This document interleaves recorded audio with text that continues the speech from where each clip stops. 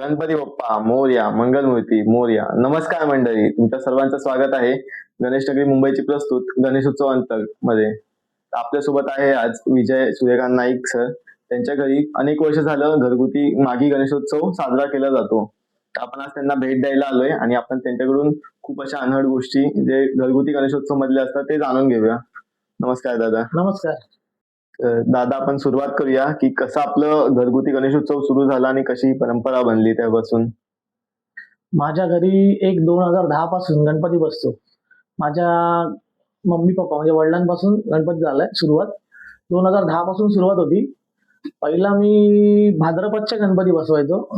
ते मी कंटिन्यू केले 2012, 13, 14 पर्यंत होता गणपती माझ्या घरी भाद्रपदाचा. माझ्या स्वतःचा इव्हेंटचा बिझनेस असल्यामुळे मी त्यावेळी वेळ देऊ नाही शकत होतो. म्हणजे भाद्रपद मध्ये सगळे गणपतीला पाया पडायला येतात, असे येतात लोक सगळे. तेव्हा मीच बाहेर असायचो. त्यामुळे मी विचार केला तर आपल्याला गणपतीला स्वतः वेळ देता आला पाहिजे जास्त, इव्हेंटचा बिझनेस असल्यामुळे. म्हणून आम्ही त्यापासून मागी गणपतीची सुरुवात केली. तर मग आपण बघतो की खूप कमी घरात असं मागी गणेशोत्सव एक कमी प्रमाणात साजरा केला जातो. तर मग लोक खूप असे अट्रॅक्टेड असतात की मागी गणेशोत्सव म्हणजे बघायला जायचं, आणि आपण बघतो की आपली मूर्ती पण दरवेळेस काहीतरी वेगळी असते. तर मग त्याच्यावरती काय पब्लिक रिस्पॉन्स असतो आपल्या मूर्तीचा आणि म्हणजे फॅमिली फ्रेंड्स सगळ्यांचा. मूर्तीचा रिस्पॉन्स म्हणजे आता तुम्ही बघताच आहे, गणपती कसा झालाय, कसा घडवलाय. असं हर वर्षी काही ना काही वेगळं करायची संकल्पना आम्ही करत असतो. माझा जेव्हा मागी गणपतीची मी ज्या वर्षीपासून सुरुवात केली त्या वर्षीपासून काही ना काही नवीन करणं, संकल्पना करणं, अशी माझ्या गणपतीची सुरुवात असते. आता मी हर वर्षी माझ्या घरी आता विष्णूचे अवतार चालू आहेत. म्हणजे विष्णुरूपी जे कोणते आहेत अवतार, 10 अवतार, तसे दरवर्षी आम्ही एक ना एक, एक ना एक, एक ना एक असे अवतार चालू केले. तर मग आपण विषय काढला मूर्तीचा, तर आपण बघतोय की कृणाल दादा पाटील कडून आपल्याला दरवर्षी एक उत्तम मूर्ती भेटते. तर मग कसं कृणाल दादाकडे आपण अप्रोच केलं आणि कसं स्टार्ट झालं त्याच्यासोबतची जर्नी. आता बोलायला गेलं तर कुणाल दादा माझा एकदम जवळचा मित्र आहे. जेव्हा तो मुंबईमध्ये आलाही नव्हता त्याच्या अगोदरपासून त्याच्यासोबतची माझी मैत्री आहे चांगली कुणाल दादाची. चांगलं बॉन्डिंग असल्या कारणाने माझ्या घरी जेव्हा गणपती बसवला तेव्हा कुणाल दादा मूर्ती मुंबईमध्ये आला तेव्हापासून मी त्याच्याकडून घरगुती गणपती घेतोय. कमीत कमी 2015 पासून मी त्यांच्याकडून गणपती घेतो कुणाल दादापासून. आणि त्या कुणाल दादानी मला सर्व गणपती हे सगळे नवीन काही ना काय चांगले असे कन्सेप्ट नुसार दिलेले आहेत दरवर्षी. आपण बघतो की आता एक गणपती साजरा करण्याचं पहिलं एक प्रथम स्टेप म्हणजे आपण मूर्ती बुकिंगच्या वेळेस स्केच फायनल करणं. तर मग एक स्केचिंग कशी असते, दादाकडून स्केचिंग होते की आपण दादाकडे स्केच घेऊन जातो, तर कशी प्रोसेस असते ती सगळी. स्केचची प्रोसेस वगैरे सगळं त्याच्या दादावरती डिपेंड असतं. आता आम्ही विष्णू अवतार जे करतोय त्या विष्णू अवतारामध्ये जे 10 अवतार आहेत त्या अवतारावरती स्केच होतं आणि ते सगळं दादाच करतो. दादाची कन्सेप्ट असते. फक्त आम्ही 2-3 महिने अगोदर सुरुवात करतो गणपतीची की कसं असलं पाहिजे, गणपती कसा दिसेल, तो दादा स्केच ठरवतो की कोणत्या साईज मध्ये असेल, कसा गेला पाहिजे, कसं झालं पाहिजे, कसं चांगलं दिसेल, कुठला कॅरेक्टर असेल असं. मग त्या 2-3 महिन्यापासून प्लॅनिंग असतं आणि याच्यात दादाची मेहनत खूप असते. दादा आता बघताय तुम्ही हे काम कसं केलेलं आहे. त्यावरती कमीत कमी 1.5-2 महिन्याच्या आधीपासून कामाची सुरुवात दादा करतो गणपतीवरती. आता आपण बघतो की मागी गणेशोत्सव मध्ये ऍज कम्पेअर्ड भाद्रपद गणेशोत्सवापेक्षा कमी काम असतं, म्हणून आपल्याला एक वर्क पण असं उठून वेगळं दिसतं आणि लोकांची एक अपेक्षा असते की खूप वर्ष झालं लोक बघतायत दादाकडून आपली मूर्ती येते, तर लोकांकडून एक अपेक्षा असते की काय नवीन बघायला भेटेल. असं तर दरवर्षी असतं की नवीन काय येईल, नवीन काय येईल. दादाच्या डोक्यात काही कन्सेप्ट असतात ते मला दादा दाखवतो की कसं करूया, असं करूया, की नवीन काय असेल, हे काय असेल, या काय असेल. आता यावर्षी हा रूप बनवला तर याचं आमचं 3 महिने अगोदरपासून प्लॅनिंग चालू होतं की कसं असेल, कसा बनवूया, काय बनवूया, नरसिंह कसा असेल, कसा असेल, परत बनवायचं कसं, तो घरी कसा जाईल, हे सगळं आम्ही. मी राहायला पण आता किती फ्लोअर, 3rd फ्लोअरवर आहे. हा. तर तो गणपती घेऊन कसा यायचा हे ते. आता हे बघताय तुम्ही त्या गणपतीची 6 फूट उंची आहे. हो. म्हणजे घरगुती गणपतीमध्ये 6 फूट उंची असणं पण खूप मोठी गोष्ट आहे. की त्यांनी सगळं हे असं प्रॉपर डायमेन्शन कसं असेल, फोल्डिंग कसं असेल, हे या हिशोबाने त्यांनी बनवलेलं आहे सगळं दादाने. आपण बघतो तुम्ही बोलला की एक घरगुती 6 फूट आणणं म्हणजे खूप प्रॉब्लेम्स असतात किंवा काय. तर मग कसं ते पूर्ण प्लॅनिंग असते की आपण या वर्षीचं एवढं करतोय, तर मग पूर्ण प्रोसेस स्टार्टिंग टू एंड पासून, कारण आगमन ते विसर्जन हे आपण पूर्ण प्लॅन करून ठेवतो आधीच. तर मग कशी आपली यावर्षीची प्लॅनिंग आहे. प्लॅनिंग म्हणजे ही प्लॅनिंग म्हणजे 1 महिन्यापासूनच सुरुवात होती. आता हर वर्षीची या वर्षीची प्लॅनिंग कशी आहे की पाटाचं मेजरमेंट कसं असेल, गणपतीची हाईट कशी असेल, त्यावरती नरसिंह किती जाईल, त्याच्यावरती प्रभाव कसं असेल, कसं दिसेल, परत तोच फोल्डिंग होऊन सगळं वरती कसं येईल, परत कसं नीट बसेल, ट्रॉलीवर कसं दिसेल, गणपती आगमनाला गणपती कसा किती चांगला दिसेल, यावर्षी चांगलं दिसेल कसं, यावर्षी पूर्ण फोकस असतो असं त्या गोष्टीवर. आपण यावर्षी बघितलं, तुम्ही बोलला की विष्णूचे 10 अवतार आपले चालू आहेत, तर यावर्षीचा नरसिंह अवतार. तर मग काय यावर्षी आपलं मनात आलं की आपण नरसिंह अवतार करू, आणि काय अजून दादाकडून अप्रोच होता की काय वेगळं करू शकतो आपण यात? कारण आपण बघतोय मायन्यूट डिटेलिंग दादाने खूप सुंदर केलेले आहेत. मग कसं ते असतं, आता माझ्याकडे जे झालेत, पहिला सर्वात झाला तो राम अवतार, जो आपल्या मारुतीवरती होता, तुम्ही हो, बघितलाच असेल. नक्की. नंतर त्याच्यानंतर दादानी केला एक असा रथ होता की शंकर होते त्याच्यामध्ये, गणपती रथ चालवत होता आणि पुढे नंदी होता, असा गणपती होता. त्याच्यानंतर परत विष्णू अवतारामध्ये दादानी मला दिला चांगला गणपती, अं, तो श्रीकृष्ण होता माहिती ना नागावरती, हा, तो होता. परत त्याच्यानंतर मला दिला तो माशावाला गणपती होता, कुर्मा अवतार, हे कुर्मा अवतार होता तो दिला. परत गेल्या वर्षी मला कल्की अवतार दिला, घोड्यावरती होता तो. मग आता हे सगळे एक एक अवतार असे चालले, 4-5 अवतार झाले. आता हा यावर्षी नरसिंह अवतार बनवला आपण. आता तुम्ही बोलला की 2 वर्ष आधी आपल्याकडे एक अवतार होता, तो नागावरती होता. हो. ती आपण मूर्ती बघितली, खूप लोकप्रिय झालेली, कारण नागावरती होता आणि थोडा पुढून गणपती बँड होता, असा बॅलन्सिंग टाईप मधला. तर मग त्याच्यावरती कसा रिस्पॉन्स होता सगळ्यांचा? रिस्पॉन्स म्हणजे तो खूप होता. गणपती व्हायरल पण झाला, तुम्ही बघितलं सोशल मीडियावरती एवढा फिरत होता. तो गणपती असा म्हणजे होता की तो नाग असा 6 फूट 1 पीस मध्ये बनवला होता दादाने स्वतः. म्हणजे असं नव्हतं की त्याच्यात काय वेगळं असेल, इथून असं लावलं तसं लावलं. तो पूर्ण 1 पीस मध्ये दादाने बनवला आणि त्याच्यावरती गणपती बनवला होता. आणि तो नागाचा चेहरा पण बघितला असेल, कालिया मर्दानाचा कसा बनवलेला, मानवरूपी बनवलेला. तो असा कोणी बनवला नव्हता आजपर्यंत, तसा बनवला होता तो चेहरा. आणि घरगुती गणपतीमध्ये असं आणणं आणि बनवणं हे तोच करू शकतो, म्हणजे मी तर सांगतो तुम्हाला. राहिली गोष्ट आपण यावर्षीची बोलतोय, तर मग आपण बघतोय की लोकांनी खूप असे कॉन्सेप्ट आहेत, पण आपला कॉन्सेप्ट यावर्षी असं खूप उठून आलेला आहे. तर मग काय पब्लिक रिस्पॉन्स आहे, किंवा खूप पब्लिकला असं आहे की आपल्याला गणपती बघायला घरी जायचंय किंवा काय, तर मग ते कसं करू शकतात लोक? आता गणपती तर सगळ्यांना बघण्यासाठीच आहे, तुम्हाला पण माहिती आहे. आता पब्लिकचा रिस्पॉन्स पण खूप आहे. आता कालपासून जेव्हापासून आगमन झालंय, पहिला जो फर्स्ट लुक पडला, तो फोटो पडला, त्यानंतर सगळ्यांचे कॉल मेसेज, कुठे राहता तुम्ही, हे राहता ते राहता. आता मी माझा घरगुती गणपती मी ठाण्यामध्ये श्रीनगरला राहतो, तर तुम्ही येऊ शकता गणपतीच्या दर्शनाला, बघू शकता. आता गणपती तर बसलेच आहेत. अ, आपण राहिली एक गोष्ट मागी गणेश उत्सवाची, तर एक मोठे प्रश्न मागी गणेश उत्सवाचा, तर मागच्या वेळेस आपण बघितलं की मागी गणेश उत्सवामध्ये सरकारने विसर्जनाच्या वेळेस खूप असे अडचणी आलेल्या, आणि पीओपी बॅन या गोष्टीवरती खूप झालेलं. तर मग तेव्हा एक महाराष्ट्रात एक समिती होती जी या गोष्टीसाठी सगळ्यांसोबत, मंडळांसोबत उभी होती, मंडळ आणि मूर्तिकारांसोबत. तर तुम्ही त्या समितीचे भाग आहात, तर तुम्ही काय बोलाल त्याच्यावरती? आता कसं झालेलं की गेल्या वर्षी मागे गणपती जेव्हा बसले, तसं लगेच सरकारने पटकन एक गाईडलाईन काढली की पीओपी वरती कायमची बंदी केलेली आहे, असं काढलेलं होतं. तर त्याच्यावरती महाराष्ट्राची समिती आणि आपले महाराष्ट्राचे कॅबिनेट मंत्री आहेत आशिषजी शेलार, त्यांनी खूप म्हणजे वरच्या लेवलला जाऊन चांगलं काम करून, मेहनत करून समितीला मदत केली. आणि अखिल सार्वजनिक गणेशोत्सव समिती ही आमची समिती आहे, मी त्या समितीवरती काम करतोय. त्याचे अध्यक्ष आहेत हितेश जाधव, यांनी खूप मोठा पाठपुरावा केला. हायकोर्टात आम्ही केस लढलो आणि त्या केसमध्ये पीओपी हे हानिकारक नाहीये हे आम्ही दाखवून दिलं कोर्टाला. एक सायंटिस्ट टीम होती की पीओपी आणि माती, हे सायंटिस्टनी पूर्ण एक प्रस्ताव दाखवला हायकोर्टात की पीओपी हे हानिकारक नाही आणि शाडू माती हानिकारक आहे. त्यानंतर ते पीओपीचं बॅन उठलं या अखिल सार्वजनिक उत्सव समितीमध्ये, आणि त्याचा सर्वात मोठं श्रेय जातं ते आमच्या हितेश जाधव जे आहेत, जे अध्यक्ष त्यांना जातं. त्यांच्यामुळे परत तो पीओपीचा बॅन उठला आणि परत गणपतीला एक चांगली सुरुवात झाली.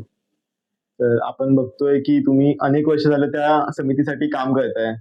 तर मग एक हिंदुत्वासाठी म्हणून ती समिती काम करते. तर मग ते काय लोकांचा रिस्पॉन्स होता त्या समितीवरती? कारण खूप लोक होते जी सपोर्टला एक्स्ट्रा बाहेरून उभी होती की हा, काही झालं तर ही समिती आपल्यासाठी आहे, ती लढणार आहे. तर मग कसा रिस्पॉन्स होता पब्लिकचा त्याच्यावरती? असं हे मंडळांनी तर पूर्ण सपोर्ट केलाच होता समितीला. आणि पेनचे जे आपले मूर्तिकार आहेत, मूर्तिकार संघटना जी पेनची होती ती पण समितीच्या पाठी पूर्ण उभी होती. त्यांनी पण केसमध्ये सहभाग घेतला. परत आपले जे ठाण्याचे मूर्तिकार आहेत बोरिंजकर साहेब त्यांची पण याचिका होती याच्यामध्ये, या हायकोर्टामध्ये. परत आपल्या समितीची याचिका होती. त्यामुळे पूर्ण कोर्टामध्ये प्रेशर आला. प्लस आपल्या सायंटिस्ट लोकांनी चांगलं दाखवलं होतं. पूर्ण रिपोर्ट जो चांगला होता पूर्ण आपल्या बाजूने पॉझिटिव्ह आला. आणि पॉझिटिव्ह आल्यानंतर आपल्याला रिझल्ट तुम्ही बघताय आता. पीओपीची बंदी पूर्ण हटवलेली आहे. हो. तर मग आपण आता बोलत होतो की पीओपी झालं. तर आता यावर्षी परत त्या समितीमुळेच अनेक मंडळ परत मोठ्या मूर्त्या आणतायत. पण कधी-कधी असं होतं की लोकं मोठ्या मूर्त्या आणतात. पण कधी-कधी विसर्जनात प्रॉब्लेम येतो. कारण मॅन पॉवर पेक्षा जास्त मोठी मूर्ती आणणं तर मग ते चुकीचं आहे. तर मग ते कसं त्याच्यावरती तुम्ही बोलाल की कितपत ते बरोबर आहे आणि कितपत चुकीचं आहे त्या आता कसं गोष्टीमध्ये? आहे, आपण जर मोठा गणपती आणतो तर आपल्या मंडळाचं तेवढं विसर्जनाचं प्लॅनिंग पण पाहिजे. हो. जर आपला उत्सव टिकवायचा आहे तर त्या मंडळावरतीच डिपेंड आहे की उत्सव कसा टिकवायचा ते. हो. तेवढी जर तुम्ही मोठी मूर्ती आणता तर तुमच्याकडे मॅन पॉवर पण तेवढं पाहिजे आणि तेवढ्याच चांगल्या रीतीने तुमचं विसर्जनही झालं पाहिजे गणपतीचं. तर नाहीतर तुम्हाला माहिती आहे आपल्या हिंदू सणांवरती निर्बंध घालणारे किती विरोधक आहेत. हो. जरा एक गणपतीचा का दिसलं तर लगेच व्हिडिओ टाकून लगेच इंस्टाग्रामला टाकतात. तुम्हाला पण माहिती आहे युट्यूबला टाकतात. सगळे व्हिडिओ व्हायरल करतात. तर त्या मंडळांनीच विचार करावा की जर आपण मोठ्या मूर्त्या आणतोय तर त्या कशा विसर्जन झाल्या पाहिजे, त्याचं कसं झालं पाहिजे चांगलं, ते त्या मंडळांनीच ठरवावं. आता आपण बघतोय की घरगुतीही लोकं मूर्त्या आणतात. पण सुरेख मूर्ती आणि कधी-कधी आता बघतो आपण कॉम्पिटिशन म्हणून पण लोकं मूर्त्या आणतात, की बाबा ह्याची मूर्ती मोठी, त्याची मूर्ती मोठी. ते कितपत गणेशोत्सवला इफेक्ट करतं. कारण त्यांना तर होतंच, पण बाकी जे नीट आणतायत, नीट विसर्जन करतात त्यांना पण खूप अफेक्ट होतं ती गोष्ट. कसं आहे बोलताय की मुळात गणेश उत्सवामध्ये कॉम्पिटिशन नसावं. हो. तुम्ही मनाने जर पूजा कराल तर तुमची मूर्ती सुंदरच येईल आणि चांगली येईल. आणि कॉम्पिटिशन असतंच असं नाही काय कोणाचा गणपती चांगला दिसला पाहिजे याच्यात कॉम्पिटिशन असतं. हो. बाकी काय नाही. तेच की हाईट वरती ठेवण्यापेक्षा तुम्ही भरपूर श्रद्धेने गणपती साजरा करा. ते जास्त आपल्याला चांगलं होईल सगळ्यांसाठीच मग. हाईट वरती बोलताय तर निर्बंध तर येतीलच कधी ना कधी की जास्त हाईट असेल तर तुम्ही आता बघताय विसर्जन पण तसे गणपती झालेच पाहिजेत ना हो. नीट. जर विसर्जन नीट नसेल होत असेल तर पुढे काय ना काय सरकार गाईडलाईन काढेलच हाईट वरती रिस्ट्रिक्शन येतीलच. हे पण मंडळांनी एकदा विचार केला पाहिजे. आता आपण बोलतो आपल्या घरच्या गणेशोत्सवाबद्दल. तर मग आपल्या घरच्या गणेशोत्सवाची तुम्ही स्टोरी सांगितली कसं सुरू झालं आणि काय. तर मग आपण बघतो की घरच्या गणेशोत्सवामध्ये आणि आपण बघतो मंडळांमध्ये ते थोडा फरक पडतो. मग ते झालं आपलं बजेटिंग झालं किंवा डेकोरेशन झालं. मग खूप छोट्या-छोट्या गोष्टी आहेत तर त्यात फरक पडतो. तर मग आपलं डेकोरेशनचं बोललो तर आपण यावर्षी खूप सुंदर असं डेकोरेशन केलं आहे. तर मग ते कसं चालू होतं डेकोरेशन म्हणजे आपण कधी विकत आणतो किंवा आपण हँडमेड असतं सगळं? ते कशी प्रोसेस असते नाही, अख्खी? दरवर्षी असं काय विकत वगैरे आणत नाही, हँडमेडच असतं. जसं गणपतीचं दादा स्केच बनवेल, कसं कन्सेप्ट असेल त्या हिशोबाने तो सांगतो की कसं डेकोरेशन कर, हे कर, सगळं दादा सांगतो. मग त्या पद्धतीने आमचं प्लॅनिंग चालू होतं की आता डेकोरेशन कसं करायचं, हे करायचं. हे सगळं 1 महिन्या आधीच सर्व चालू असतं. तर दादा आपण बघितलं तुमच्याकडे एक अप्रतिम अशी मूर्ती आपण बघितलेली. ती मागे गणेशोत्सवानंतर खूप मंडळांनी किंवा ह्यांनी कॉपीही झाली ती म्हणजे गणपतीची मूर्ती.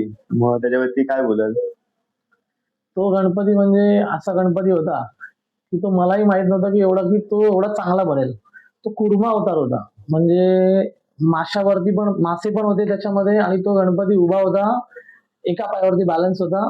आपल्या कासवावरती. तो दादाने बनवला होता. तो एवढा अप्रतिम झाला. त्याचं डेकोरेशन पण एवढं सुंदर झालं होतं माझ्या घरी, की एवढी गर्दी झाली गणपती बघायला आणि तो सोशल मीडियावरती पण खूप फिरला होता गणपती. हो, नक्कीच.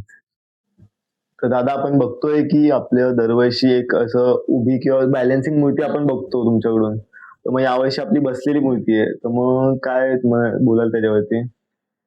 आता कसं आहे, की माझी जी परंपरा आहे, मी जेव्हा गणपती आणतोय, तर कधी तो 1 वर्ष बसलेला असतो आणि 1 वर्ष बॅलन्सिंग असतो, असं असतं. नाहीतर त्या बॅलन्सिंगमध्ये पण बसलेला आम्ही दाखवतो. असं चालू आहे हर वर्षी. आता याच्यापुढे पण तेच असणार. कधी 1 वर्ष बसलेला गणपती असेल किंवा 1 वर्ष बॅलन्सिंग गणपती असेल किंवा कोणता युनिक कन्सेप्ट असेल. अशा रीतीने आमच्या चालू आहे आता प्लॅनिंग सगळं गणपतीची. आपण बघितलंय तुमच्या ह्याच्यात बसलेल्यामध्ये कधी रथात पण आपण मूर्ती बघितली हो. तुमची. तो रथात होता. तो कुणालदादांनी त्या रथामध्ये एवढं डिटेलिंग केलं होतं. तुम्ही बघितलं असेल. तो नंदी होता. त्या नंदीला डिटेल केलं होतं. त्याच्यानंतर मागे गणपती बसला होता. परत त्याच्या मागे शेषनाग दाखवली होती. परत त्याच्या मागे जो शंकर होता तो शंकर तर अजूनपर्यंत कधी झाला नाही कोणाच्या घरी, असा त्यांनी बनवला होता. त्या शंकराच्या हातावरती वाघाचा शेर होता, तुम्ही बघितला असेल. हो. त्या शंकराच्या वाघाचा शेर होता त्या हातावरती, तो एवढासा शंकर होता. कमीत कमी तो 16 इंच ते 14 इंचच्या शंकरामध्ये एवढं डिटेलिंग केलं होतं दादाने त्यावेळी. आपण बघतोय तुम्ही लहानपणापासून वाघेचा राजा या मंडळाचे पदाधिकारी आहात. म्हणजे त्या मंडळाचे तुम्ही लहानपणापासून कार्य करताय. तर काय बोलाल तुम्ही त्या मंडळाबद्दल? वागळेच्या राजामध्ये मी तर लहानपणापासूनच आहे. माझा जन्मच तिकडे झालाय गणपतीत. वयाच्या 4 वर्षापासून मी मंडळात होतो. बिल्डिंग खालीच माझ्या मंडळ आहे, ते तिकडेच होतो. मंडळाचा पदाधिकारी पण आहे मी, मंडळाचा कार्यकर्ता सगळंच आहे. तर लहानपणापासून गणपती बघितलाय की कसा बनला, कसा मोठा झालाय, मंडळ कसं मोठं झालंय. मंडळासाठी मेहनत करतोच आम्ही सगळे. मग तुम्ही लहानपणापासून आहात, तर मग कसं आपलं एक वागळेमध्ये किंवा ठाण्यामधलं नावाजलेलं मंडळ आहे. तर मग काय अजून तुम्ही त्याच्यावर बोलू शकता की नावाजलेलं मंडळ म्हणजे त्या मंडळातले कार्यकर्ते जे आहेत ते मंडळासाठी कमीत कमी 5 महिने पूर्ण मेहनत करतात. म्हणजे एक मे महिन्याची सुरुवात झाली, मीटिंग बसली, ते वर्गणी बसून आता वागळ्याच्या राजाचा गणपती सुद्धा नाही, देवी सुद्धा आहे, तुम्हाला माहिती आहे. हो. वागळ्याची आई माऊली. तर ते मे महिन्यापासून जो ऑक्टोबर महिन्यापर्यंत जो पिरियड असतो ते पूर्ण कार्यकर्ते मेहनत करतात. आपण आणि ती पण देवी आता तुम्ही बघताय कृणाल दादाकडूनच येते हो. देवी पण त्या देवी. आपण बघतोय की आता देवी आपली आता मागचे 3-4 वर्ष झालं आपण देवी बसवतोय. तरी पब्लिकचा खूप सुंदर रिस्पॉन्स आहे आणि आता आपण कृणाल दादांकडून देवी आणतोय, तर मग ती एक अजून उत्कृष्ट वेगळी अशी दिसून येते आपली देवीची मूर्ती की काहीतरी वेगळं. तर मग पब्लिक रिस्पॉन्स कसा असतो त्याच्यावरती? पब्लिकचा रिस्पॉन्स तर खूप आहे. आता कुणाल दादाकडून जेव्हापासून देवी घेतोय तो पूर्ण गर्दी असते बघायला. आता तुम्ही बघितलं की आगमनाला पण गर्दी असते, विसर्जनाला पण गर्दी असते कुणाल दादाची देवी बोललं तर. आणि तो देवी बनवण्याची पद्धत पण तुम्हाला माहिती आहे कशी आहे त्याची, काय आहे. पूर्ण सिंहासनावर बसलेली देवी देत होतो बनवून. आपण बघितलं तर तुम्ही साकीनाक्याच्या महाराजा या मंडळाचे पण खूप एक असे जवळचं मंडळ आहे तुमचं. तर मग त्या मंडळाबद्दल काय बोलाल? साकीनाक्याचं मंडळ म्हणजे माझे एकदम जवळचे मित्र. जितू गायकवाड, जोग्या गायकवाड, परत जॅक, विक्रम, हे सगळे माझे जवळचे मित्र आहेत एकदम. आणि माझ्या जवळ म्हणजे एकदम खास म्हणजे घरचं मंडळच आहे असं समजा.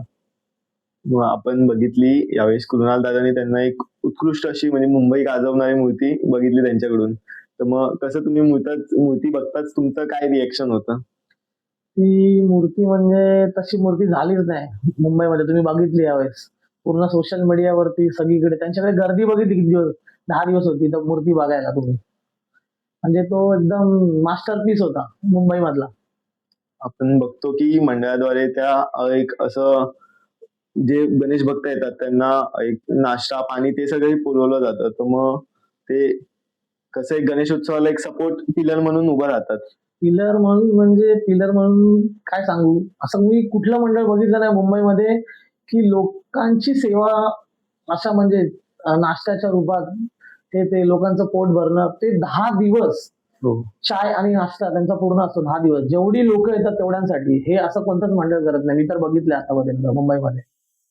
तर आपण बघतोय की ठाण्यात ही मागी गणेशोत्सव एक मोठ्या लेवलवरला साजरा होतोय. तर मग तुम्हाला काय वाटतं त्याच्यावरती?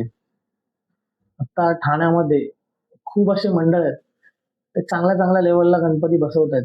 चांगला त्यांचं आगमन आहे, विसर्जन सोहळा आहे. आता तुम्ही बघाल ठाण्याचा बल्लाळेश्वर, तो गणपती बसलाय. एक ठाण्याचा मागे इच्छापूर्ती, तो एक आहे. ते पडवळ नगरला आहेत ना ते गणपती. किसन नगर मध्ये पडवळ नगर, हो. किसन नगर या ठिकाणी. परत एक आता नवीन एक चांगला गणपती बनला ठाण्याचा अधिपती, तो एक आहे. परत श्रीनगरला एक बसलाय ठाण्याचा सर्वेश्वर, तो. परत आमच्या स्वतःचं मंडळ आहे मार्केटचा राजा सिद्धी गणेश. हे आता मंडळ आहेत सध्या. ते आपण बघतोय की आधी एक मागी गणेशोत्सव म्हणजे लोक चारकोप साईडला बघायचे. मग आता खूप लोक जी ठाण्यात पण ही मंडळ व्हिजिट करायला येतात. तर मग ऍज अ ठाणेकर किंवा ऍज अ मला कसं सिद्धी गणेश मंडळाचा तुम्ही एक भाग आहात. तर मग कसं तुम्हाला वाटतं? कसं आहे, आता जे सगळे बघतायत तर त्यांनी सगळ्यांनी या मंडळांना पण भेट दिली पाहिजे. जे आपल्या इकडे मंडळ आहेत ती आपल्या हक्काची मंडळ आहेत, त्यांना पण लोकांनी भेट दिली पाहिजे. सर्व गेले पाहिजे दर्शनाला, जसे आपल्या रेग्युलर गणपतीमध्ये जातो.